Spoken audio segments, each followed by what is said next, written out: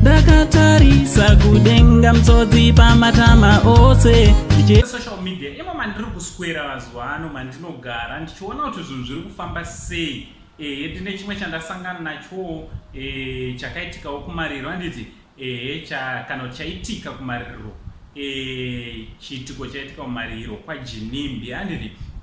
Tingoda kungotenda vese vaenda kumariro, vese vaita kuti basa ringe riri rinoenda mberi zvakanaka handiti.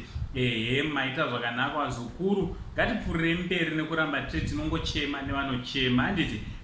Nekufarawo nevanodi vanofara. Right, kana usati wasubscribe pa this channel, I kindly ask you kuti chibva wadi wasubscribe. Zvakanakira kuti nyaya dzacho hadzikujamba wazukuru, nekuti panapa pa channel penyu ndipo patinotaura nyaya dzese dzinoitika kuma celebrity, nyaya dzese vazukuru dzamukada kuziva dzine dzichiitika around Zimbabwe handiti.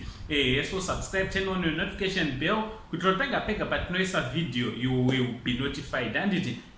So vazukuru vanguka kumariro kwaJinimbi kune kwazoita kukandidzana mashoko, kutaudzana handiti.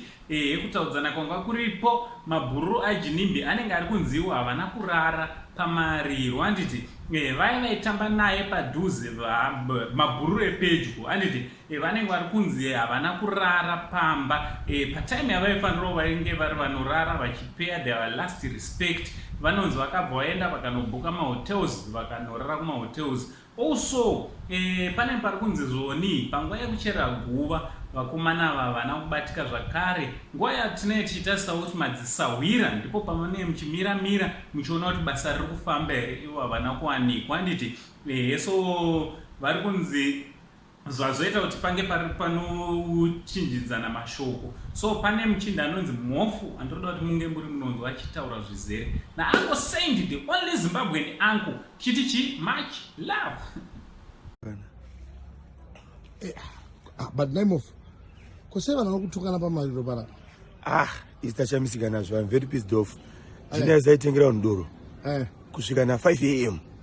Boys the partners. Exactly. But nas body yao ya mumba. Havana kurara pano. Vaenda kurara kumahotera. Varara somewhere. Anditi. But ndiye munhu kuti dai mumba last respect.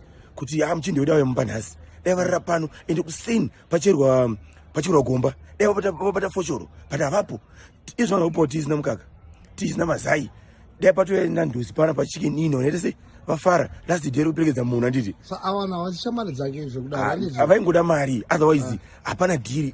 Chifesta chidaro makurasa munhu kuti afa nhasi. Ndo last respect. Dai munhu aita zvakanaka nhasi.